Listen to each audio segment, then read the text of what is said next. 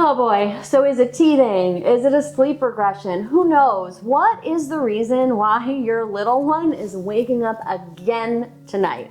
Let's talk about it. Hi, my name is Sarah Bazio, and as the certified pediatric sleep expert of Your Zen Baby Sleep, I have helped hundreds of families around the world get the sleep that they need and deserve. And today, what we will be talking about is the reason why your baby or toddler is waking up in the middle of the night.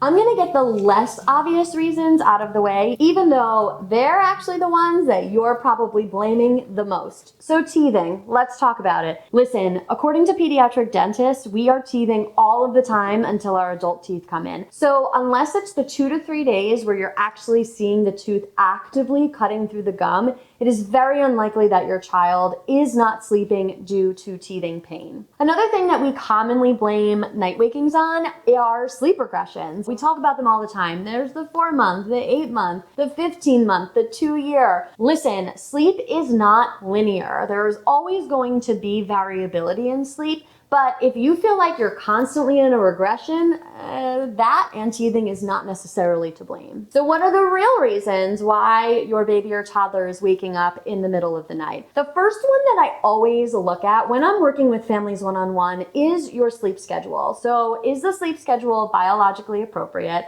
Are we napping at the correct time? And is bedtime early enough? Remember, I am a big proponent of an early bedtime, and if your bedtime is too late, it means that your child will more likely have more night wakings or wake up early in the morning. The second reason that I look at when we are dealing with night wakings is how is your child falling asleep at bedtime? If we are using feeding or rocking or even sleeping or laying down with your child before they fall asleep, this is going to be a really key factor in the reason why they might wake up in the middle of the night. And let's talk about why. Remember that none of us actually sleep completely through the night. All of us transition sleep cycles every 60 minutes to 2 hours, depending on our age. And when we transition sleep cycles, we check our surroundings to make sure that things are the same as they were when we fell asleep. So if your baby is more aware, if your toddler is developmentally in a place where they are very acutely aware of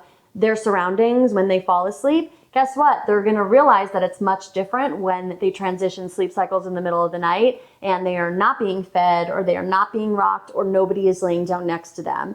What this does to the body is it actually surges cortisol and adrenaline, so our awake hormones. The survival system turns on so that the body can go get those conditions recreated in order to go back to sleep.